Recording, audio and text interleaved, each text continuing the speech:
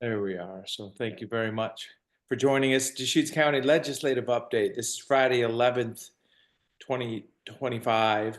So welcome. And then sounds like there's already a little bit of conversation going on. Are there any specific commissioner updates or thoughts?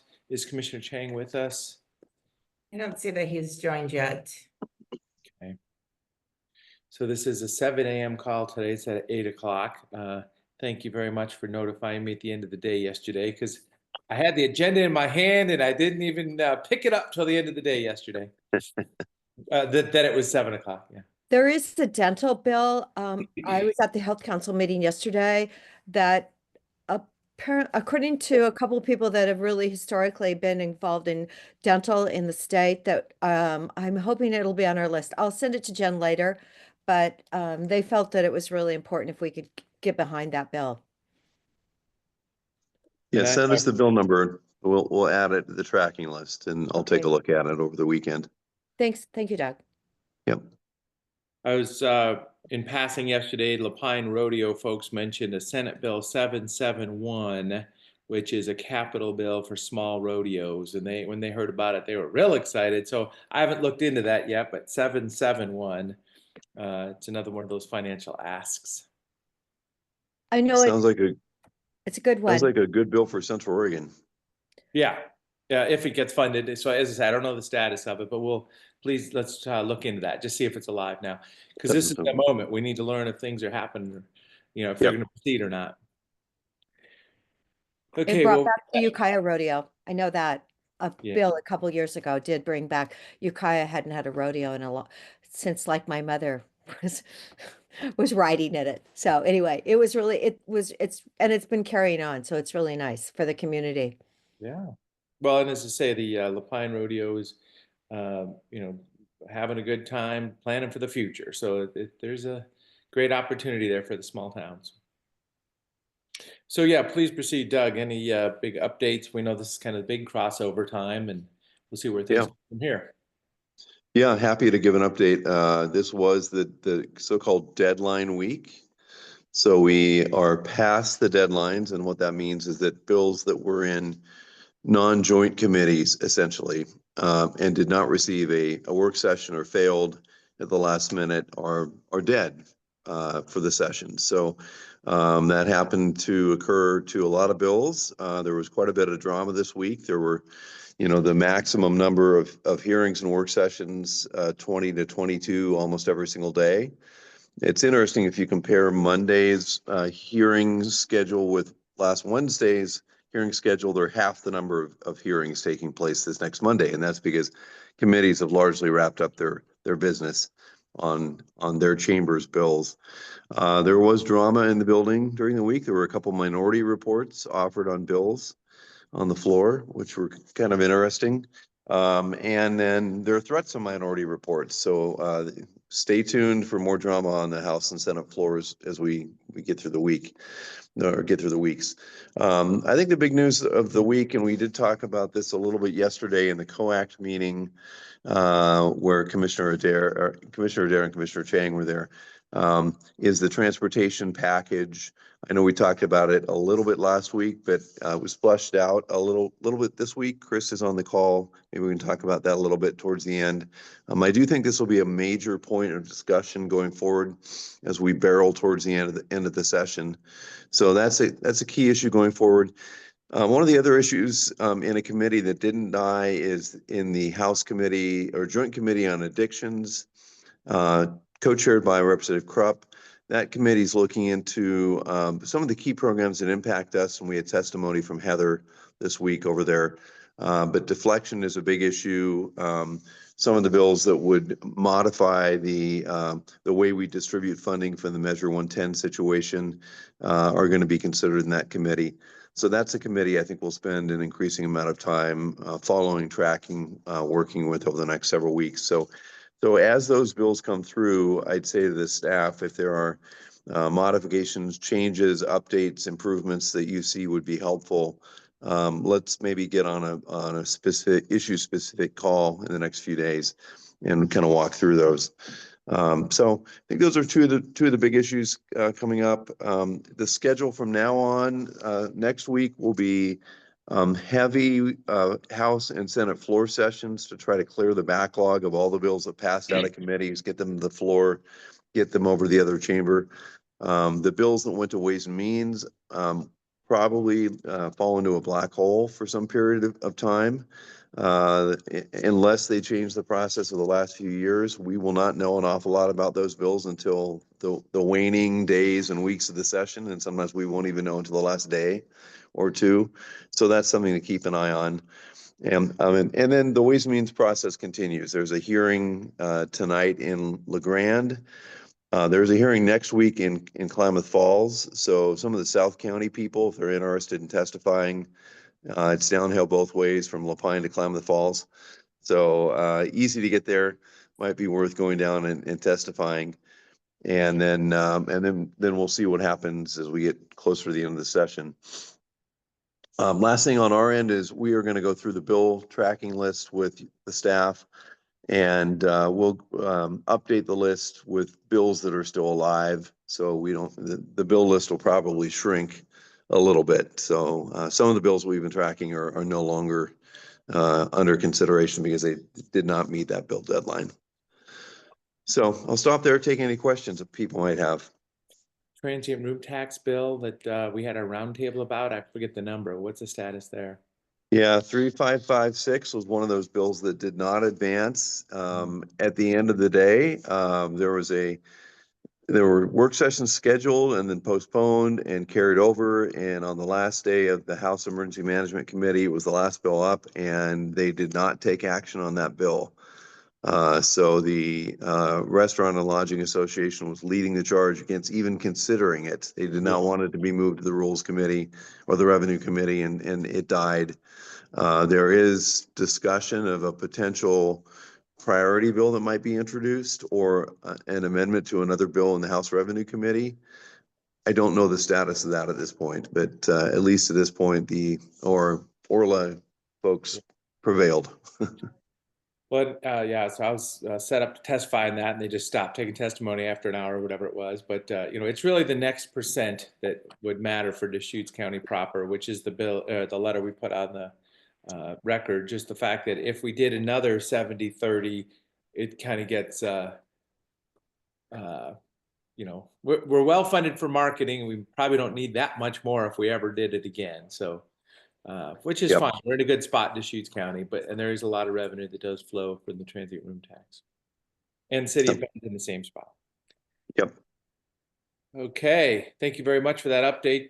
Jen, take it away with the bill list. Okay, we're gonna go in reverse order today. Tom Kuhn has to hop off for a little bit, so we're gonna let him go first with SB 702, which is on page 15. As a reminder, the commissioners have taken a majority support of priority 1 on there, and Tom is going to provide an update. Yes, good morning. Thank you, Tom Kuhn from Public Health. I have to get my kids on the bus at 7:20, so that's why Jen was. Oh, good job. Okay. Yeah. So anyways, you know, I want to give you an update on Senate Bill 702, which is the flavor ban, which bans flavor inhalant delivery systems and tobacco products. They had a work session this week on Tuesday, and it did pass out of committee by a narrow vote. But the main thing I want to add is that it was passed with an adopted -3 amendment, which means that only OLCC licensed liquor stores can sell those products. So that's a major shift from an overall banned agencies. And although that's not exactly what we were hoping for, it is better than nothing, as I've heard that if it's not passed with this amendment, then the bill will just completely die. So we thought this is kind of a stepping stone, at least to have it not at other unlicensed facilities. So anyways, that was kind of a big update I want to provide about that bill. And it's moving forward at this time. Also wanted to share that Heather was able to testify yesterday on House Bill 2954, which is the prevention funding bill. That went really well. She did a presentation on the Healthy Schools program in Deschutes County, as it's a really highly respected program in the state. And she also wanted to mention she was able to meet with Representative Kropf yesterday. So anyways, wanted to give those quick updates. Thank you very much, Doug. Mute. There we go. Yeah.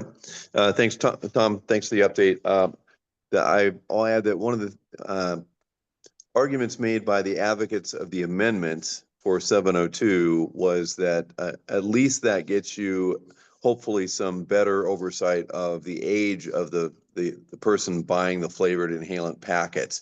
So liquor stores are very used to checking ID. They're required to check ID, and the hope is that they will not be selling it to youth who are underage. But so I agree with you. I think it's a good step in the right direction.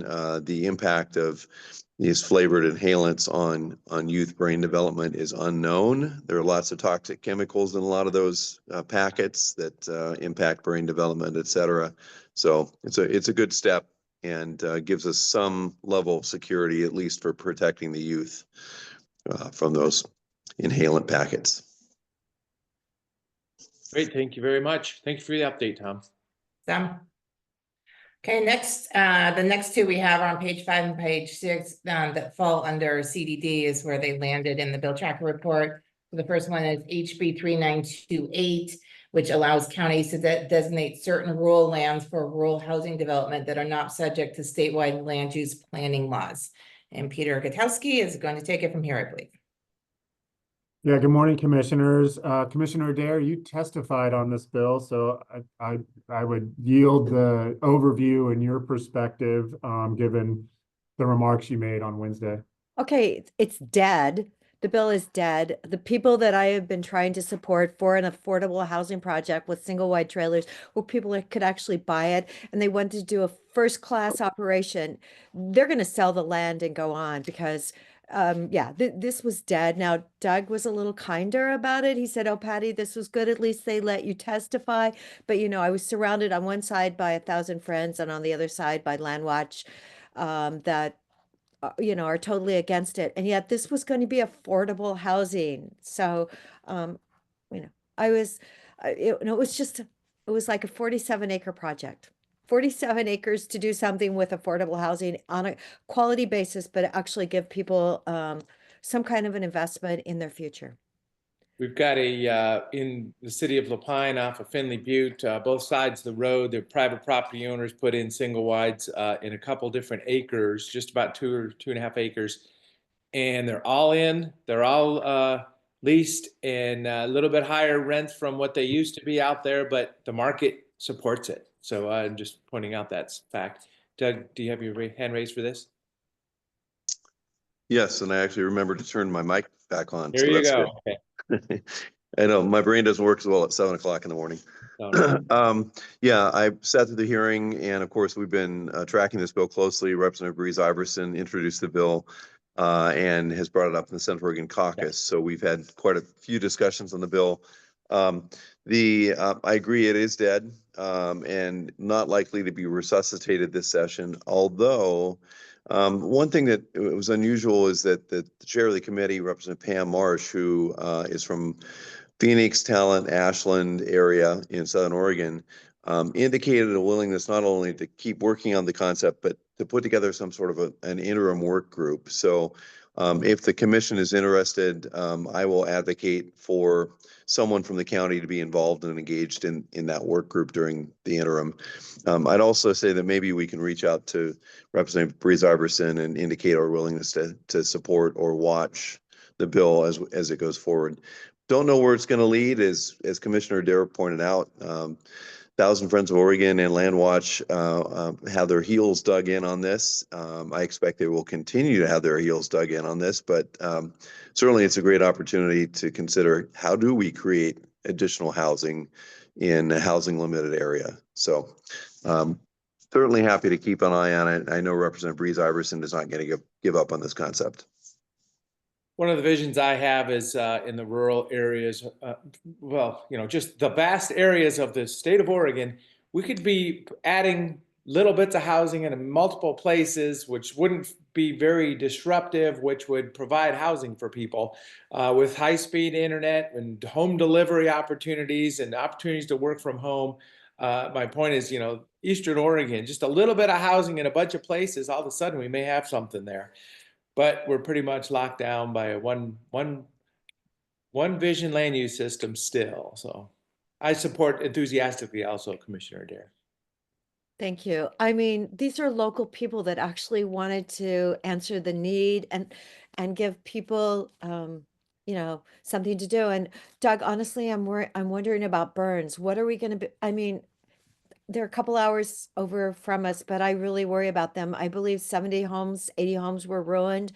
What is the state going to do about Burns so that they don't lose those residents? Have you heard anything? No, Commissioner, I know that there is consideration of state and federal emergency disaster assistance designations. Beyond that, I haven't heard. There was a couple brand new housing developments going in right now in Burns that got flooded out, and I'm sure the damage to those, half constructed developments is going to be significant. So I can check on that when I get back into the building on Monday. Well, we've got a story on the news from yesterday. A gentleman, his house burned down. He got a insurance claim. Kind of the insurance company looks like they were just aggressive enough to define the pay, and now it triggered a major remodel, which is going to trigger a septic system. So he's got a certain amount, but we're requiring the next thing for rebuild. And I'm just thinking Burns, there may be some gotchas in there too, where it's just going to be prohibitive to even rebuild it for a primary structure. So it's in this inflationary environment where it even costs more tomorrow every time you look at the bids. So pretty tricky right now. If I could just chime in here. If I could just chime in. I think all of us support the idea of trying to build more RV parks and mobile home parks. And we should remember that many years ago, I think either the first or the second year I was in office, 21 or 22, we asked staff to do a staff memo for us on this topic and tell us, what the constraints are and what the opportunities are for creating more of these mobile home parks or RV parks that can function as affordable housing. There were a lot of valuable insights from that staff memo, including that it's not land availability. It really is dealing with basic infrastructure needs, right?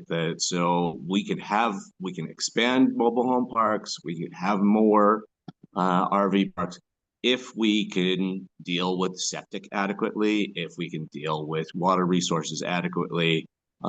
Those things have costs, and that's the real bottleneck. It's not about the land use system. It's about doing these things in a way that doesn't harm neighbors and is economically feasible. And so, I would support, I'm excited to hear about this work group that Representative Reese Iverson is, Representative Marsh is interested in. I would encourage us to participate in that. And I would encourage us to contribute that staff memo and the insights that we have from Deschutes County on what the real bottlenecks are on creation of more of this attainable housing. It just kind of reminds me that, somebody has X amount of acres and we say, yeah, you need to be able to turn around a fire truck, you need to have water and sewer infrastructure, and you need to be able to, do whatever X, Y, and Z. Every one of those are an appealable process that is an uphill battle, that there's advocates in the state of Oregon will put the screws to a private property owner to make sure to add 10, 20, 30% overhead before you can even get the next approval. So I just always think of this as, are we setting it up for a downhill run for somebody, or is it an uphill battle every time you touch the land use system? So I'm just showing my passion on the subject. No answers there. But yeah, if Representative Marshall really wants to get into it, there's ways to set us up so a private property owner doesn't have to, fight a battle the whole time.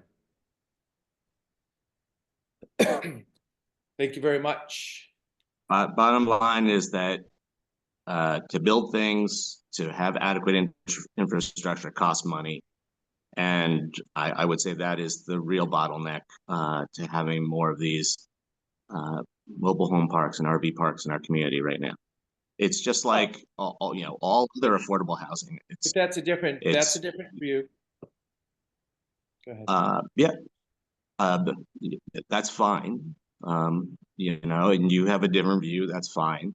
But it's my responsibility to share my views that are supported by the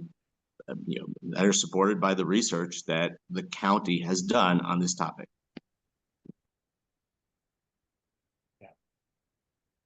Okay, what's next? Next is last one on the list is SB 1154. This is the bill that modifies provisions of laws related to declarations of groundwater quality concern areas and groundwater management areas. I believe it was briefly discussed last week. The governor, Peter, shared the governor's PowerPoint on this earlier in the week, and I believe Commissioner Chang talked about it briefly on Wednesday under other items. I just had a note that there was interest of further discussion on this week. So just bringing that up if there is that interest there. Yeah, so Doug, please join us. I think there was a hearing on this matter. Oh, yeah. It was quite the hearing. And I defer to staff. We can get into the details. I think this is something that is going to require some long-term review and careful monitoring of the amendments that may or may not come out. There was a hearing on Tuesday, maybe it might have been Wednesday. The whole week is kind of blurring together this week, but it was packed. They had an overflow room in hearing room A that was also packed. And if you take a look at the testimony in the record, you'll see several hundred submissions of testimony, largely opposed to the bill. That doesn't necessarily mean that that's representative of everyone in the state's views, but it is interesting. It got on a listserv somehow. And there's concern in the opposition about imposition, interference with property rights, et cetera. So I do think that this is something that deserves a long-term look, and I'm happy staff is taking a look at it, but I'll let staff dig into the details. Great, thank you. Yeah, after our conversation a week ago, I summarized the -1 amendments in an email. As Doug noted, I think the testimony and Doug provided an Oregonian article that kind of characterized the fierce opposition, was how the Oregonian characterized it. But on one hand, you have organizations that represent Latino populations, Hispanic populations, those communities that have been somewhat disenfranchised in the lower Umatilla Basin that are advocating for these kinds of modernizations to the existing rules, the groundwater quality rules that have been in place for decades and haven't been updated. So you have those groups that are really framing the legislation as empowering these regulatory agencies. And then on the other hand, as was noted, there's concerns about government overreach. So there's something in there in the event that this legislation is passed. It does prioritize resources, in our case, to an area that would be declared eventually as a groundwater concern area.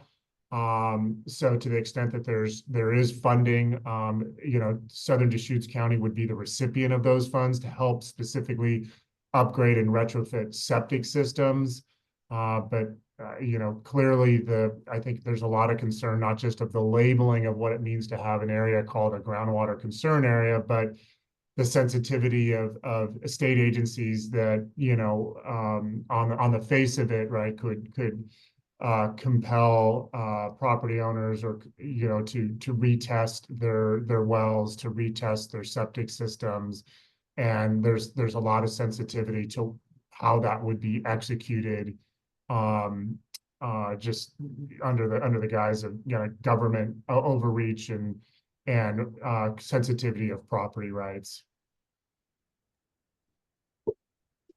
Since Yeah. I watched, you know, I watched and participated in the hearing, and there was a lot of kind of vague language about, you know, government overreach, et cetera, et cetera. There, you know, the two specific concerns I heard, one of which was, you know, not a thing because it's not in the bill, but the other one, which, you know, we can discuss a little bit, was number one, people thought that the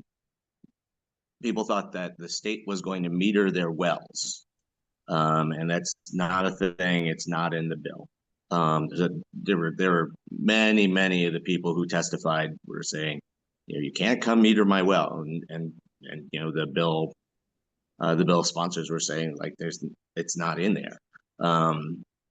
The other thing that people were concerned about, which, you know, I think is a real point of discussion, was there are provisions that would allow the state to come in and inspect people's septic systems. And there were a lot of people who said, you know, I don't want someone coming in, you know, coming on my I don't want the government coming on my property, you know, looking at, you know, digging up the soil on my property and inspecting my system. And you know, I appreciate those concerns of privacy, but I also I mean, we do that on a regular basis. If there's a code complaint or something like that, you know, we have that authority, and we do that. We inspect people's systems if there's problems. So, I mean, not wanting the state to do it, you know, okay. But I mean, you know, somebody's, if there is a problem system, or if there's questions about a problem system, somebody's going to be doing that somewhere along the way. So that's you know, something I think we can discuss. This groundwater area of concern designation, which is, you know, something that would happen earlier than a groundwater management, you know, groundwater quality management area designation, which is, you know, what's happening in the Umatilla Basin and two other places in the state. It comes too late, and it is, you know, that's the regulatory hammer. The idea with this new groundwater concern area designation is do something earlier that still allows more voluntary cooperative action before you trigger the regulatory hammer with that second designation, the groundwater management area. And if you do it right, you can create a pipeline of resources, you can have planning, you can have local engagement, and you can get a lot of work done. And hopefully you never get to that second threshold, because basically by the time you get to that second threshold, it's too late. So that's the, you know, in my opinion, that's the potential value or benefits of this bill. But I mean, that it would need to be refined more so that A, people understand it, and B, that people don't feel as threatened by it, or feel like the you know, the risk of someone coming on your property to inspect your septic system is worth the benefits in, you know, saving your neighborhood from drinking contaminated groundwater. Like, those are things that definitely need to be worked out. I don't know if there's enough time in this legislative session to massage all that out for this bill. But you know, I see there being some real potential value for particularly our situation in South County. But you know, clearly more work needs to be done. So what's the status of this bill? It's had a hearing. Is it proceeding anywhere? Do we know? It was referred out of the committee with no recommendation. Doug, you can help me out here. It wasn't to Ways and Means, was it? It was another committee for, and Rules. yeah, rules. And I don't, can you, for me, or maybe everyone needs this recap. What does that Yeah. mean? Well, the Rules Committee is the committee of last resort. So Rules Committee in the House and Senate remain open until the last moments of the session. And so if a bill still needs further refinement, further amendments, it's often referred to rules. The problem with that is that rules isn't, the subject matter expert on, groundwater contamination in South Deschutes County or any place else in the state. And so you tend to have legislators who are less familiar with the issues, and it's more difficult because you got to go back and kind of explain from the beginning. But the bill does stay alive. This is one of the governor's priorities, and the governor has asked leadership to keep it alive. So there is that -1 amendment. We'll see what comes out of they've got a little work group that's working behind the scenes on this. I think AOC has been engaged in that work group. I will check on Monday on that. But Rules Committee just simply means that it lives to fight another day. Okay, so Commissioner Adair, any thoughts on this? I know a lot of people are really concerned about this legislation.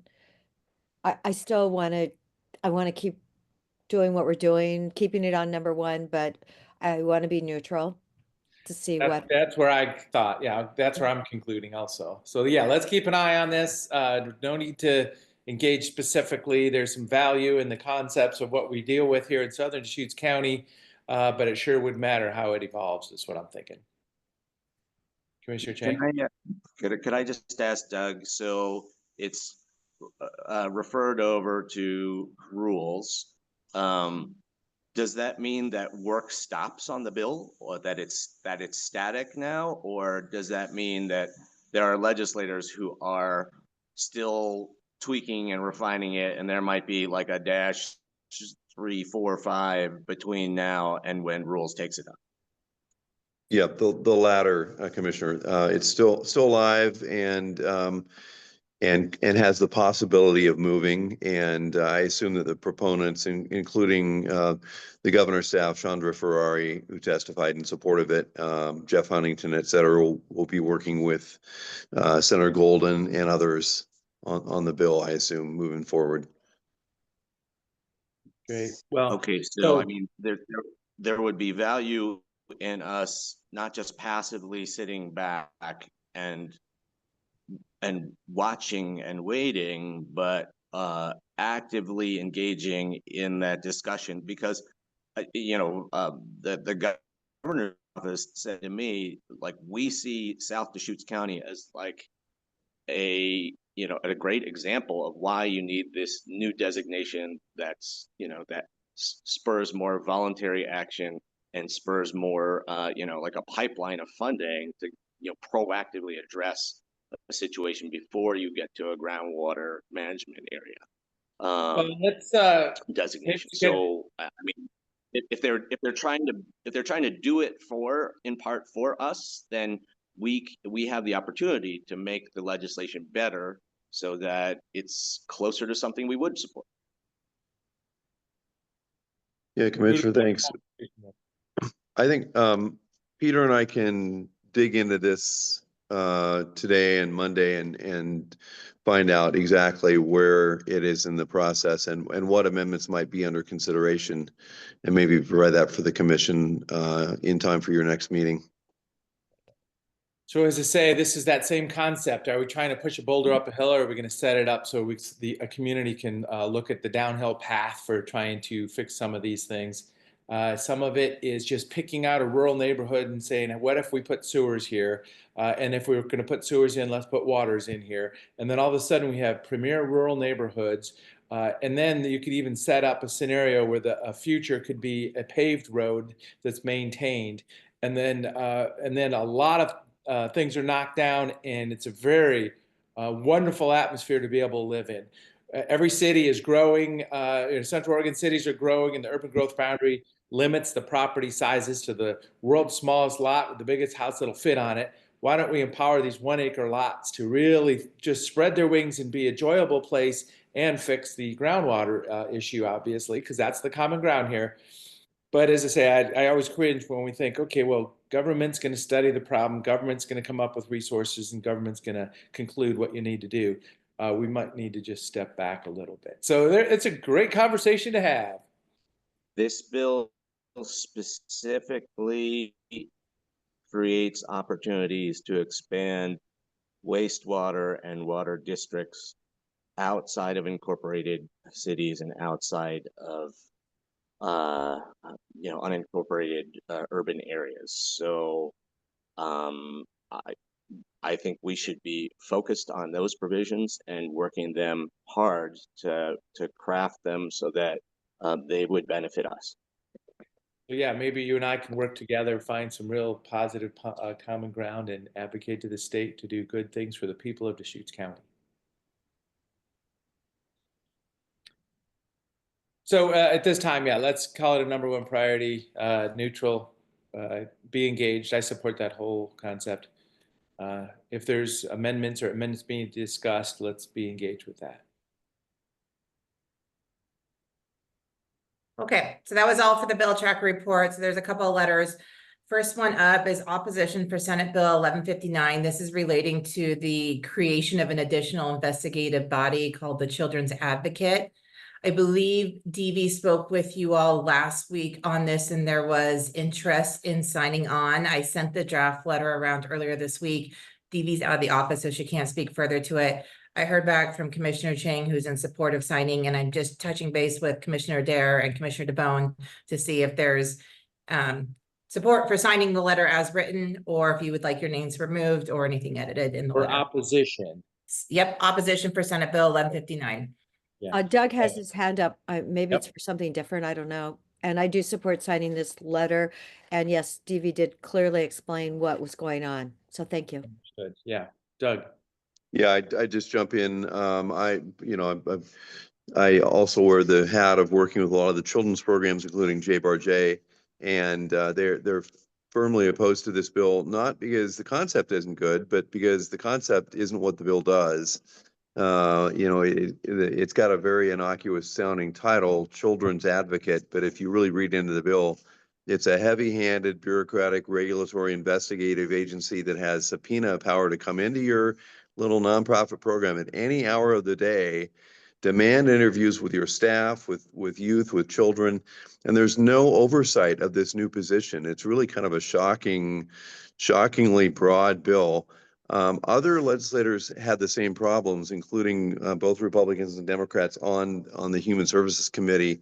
It was heard on Wednesday. This is the last bill of the session that died. At 6:43 p.m. on Wednesday night, this bill died. A rather dramatic death. If you want to go back and watch, legislative intrigue, go back and watch the end of the Senate Human Services Committee on Wednesday. Now, having said that, I think this letter is important because I think it's important to get on the record that it does not help kids. It does not help expand the number of children's programs that we have in this state.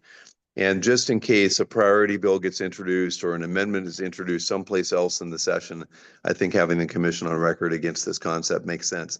Just to be very clear, there's already an entire office called the Office of Training, Investigations, and Safety within the DHS that has these exact same powers, but has oversight and a track record and regulatory provisions that protect the rights of youth, that protect the rights of staff, that protect the rights of nonprofits while also ensuring safety. So this bill is unnecessary, and I would support the commissioner signing a letter if you so chose. Great. Yeah, I support signing that letter also. So I don't think there's any resistance here, but thank you for the rest of the story.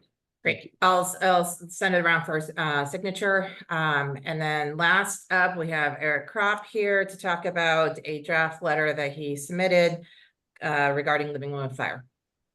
Thanks, Jen. The board asked Oregon Living with Fire to draft a letter to the congressional delegation expressing its concern about federal funding freeze and the impact on wildfire prevention efforts. The letter specifies that the funds are intended for pre-disaster mitigation, education, and restoration It's not for post-disaster response or seeking new appropriations.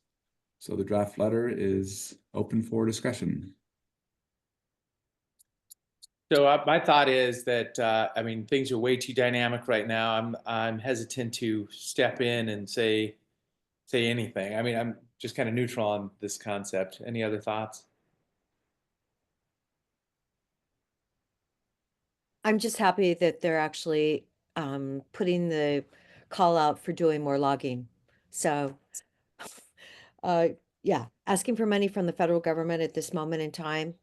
Do I want the debt to go up anymore? No, it's completely out of control. If you look back at what I think the federal budget was like 4 trillion plus in 2019, and it's a couple trillion more now. I think they've got to get their house in order.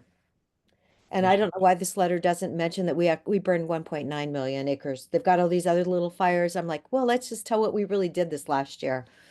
So hopefully things will get better. I did hear from Mariana, and there are some legislative issues where she may have some funding for the goats. So from our state program. So she's well aware of that.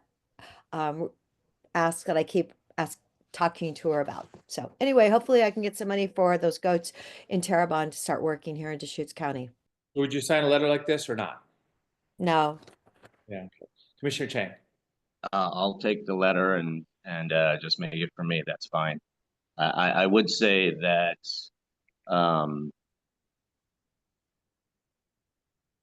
to actually get thinning done, thinning that produces saw logs on the Deschutes National Forest, which is a dry forest, grows slowly, a lot of second growth. Treatments actually cost money. So you want to complete a thinning and brush mowing treatment. The saw log value in that acre doesn't pay to get the acre treated. So we actually need Congress to invest money to get acres treated and to get saw log out of the forest. Because, you know, if there's only 2,000-3,000 board feet of saw log in an acre, then it's going to cost you money to actually get people in there to do the work. And what they leave behind is a much more fire resilient acre, which, you know, at the lower density of forest, will allow the residual trees to grow faster. So it's an investment in our future. Someday that acre is going to be able to be selectively harvested and produce much more volume. But we are in an investment moment right now where if we want that kind of, if we want the forest to be in that state to produce saw log and to be fire resilient, it's going to actually cost us money. So this is something that we need to keep, in my opinion, emphasizing to our congressional delegation, and I'll add provisions to that effect into the letter when I sign it. So, I mean, I agree with that whole scenario. I don't know that anybody that's in Congress from Oregon is our target audience per se. I always conclude that it's probably the East Coast states that really need to understand this. So there's an opportunity to get the word out across the country about this scenario. But yeah, I'm not going to sign this letter. So Commissioner Chang, please proceed. As I say, you have that authority. And I did have the half-hour conversation with Congressman Westerman, the only forester in Congress, and he really feels that we need to go biochar. There was a biochar plant built in John Day that was never put into operation. So I'm trying to find someone out there that really would put that plant into operation and help take down, what is it, our 6 million junipers. And I actually have to buy shavings bags, and those fir and pine bags got up to like $12 a bag this winter. So, and they were always out. So I do believe that, for one thing, I know that the shavings market is pretty saturated. We have over 100,000 horses in Central Oregon, and people use a lot of shavings. So somehow there was something, because they're definitely not cheap. Great. Thank you. Good discussion. So that's been disposed of. And what, anything else, Jen? One more thing, Chris Doty is going to talk now about a recent court decision on the project labor agreements. Just turn it over to him, his level of expertise. Yeah, thanks. This just kind of relates to the transportation bill and transportation in general. And part of what we've been kind of bird dogging since we were kind of roped into the community workforce agreement, project labor agreement issues with ODOT and our Terrebonne project. Yesterday afternoon, the Supreme Court did rule on the lawsuit filed by the AGC against ODOT. The AGC contended that when ODOT was putting together the community workforce agreement for those 8 projects, of which Terrebonne was one, the AGC contended that ODOT engaged in rulemaking without going through the proper process to do so. And that issue's was originally ruled upon, provided an injunction, and that's what got our project out of the CWA mix, but ultimately was sent to the Supreme Court. The Supreme Court did find in favor of the AGC by a 4-3 count. Basically, they did find that ODOT was improperly engaging in rulemaking when they put together the community workforce agreement. I'm not quite sure, just kind of reading the decision, and need some legal expertise and help to kind of break it down a little bit further. But how this affects the governor's executive order, I presume would also, invalidate some of that, and that rulemaking, by the agency, that they would need to go back through the rulemaking process to place a CWA or project labor agreement on any ODOT project moving forward. So this may change the tenor and tone of the transportation funding package discussion a little bit. But I'm hopeful that this still is an issue that can be attached to that, so that everyone can put proper boundaries on when CWAs could be used. ODOT could certainly go back, go through the proper rulemaking procedures to establish this. We still think that would be very detrimental to our contracting community and projects in general in our area. So just a brief update, big win for the AGC. They're pretty happy today. Yeah, at a time where the transportation package being discussed. So real interesting. Thank you so much. All right, one more thing. Doug just pinged me. He has one more update as well. Yeah, first of all, Chris, send me a copy of that decision and any articles you see about that. I think that there were a couple major obstacles to getting a transportation package. Number one was the PLA issue. You wouldn't have had a single Republican vote for that package unless that had been resolved. The governor wasn't going to back down, but the courts might have taken care of this. So that's one. Number two is there needs to be some sort of an ODOT accountability package. There's great dissatisfaction with the way ODOT has been managing projects. The Abernathy Bridge is one example. Has gone in 4 years from $265 million to $815 million. That's, shocking, and I think legislators think that's unacceptable. So some sort of accountability package is going to be important. So throw that in. Would like to end on one very positive note. Senate Bill 75, our ADU technical fix bill, passed unanimously on the Senate floor yesterday. There were 3 members absent, but other than that, we had all the votes necessary to get the bill over to the House. This is a great example of, how nothing is simple in Salem. This has taken 3 years. This is the 3rd, legislative fix that we've had. Hopefully this one, which simply takes out the wildfire maps, which once Senate Bill 83 gets passed will no longer exist. Hopefully this is the final hurdle. We'll be all set and we won't have to revisit rural ADUs for some period of sessions, but good news for us. Well, we have rural accessory dwelling units being built in Deschutes County. Basically, our 327 requirements are in there for most properties anyways. We've determined that we're generally in a high wildfire conditions anywhere in Deschutes County. But it's good. People are building. And then also about a month from now or so, we may be getting to RVs as a rental that was exercised opportunity the state provided us a couple years ago also.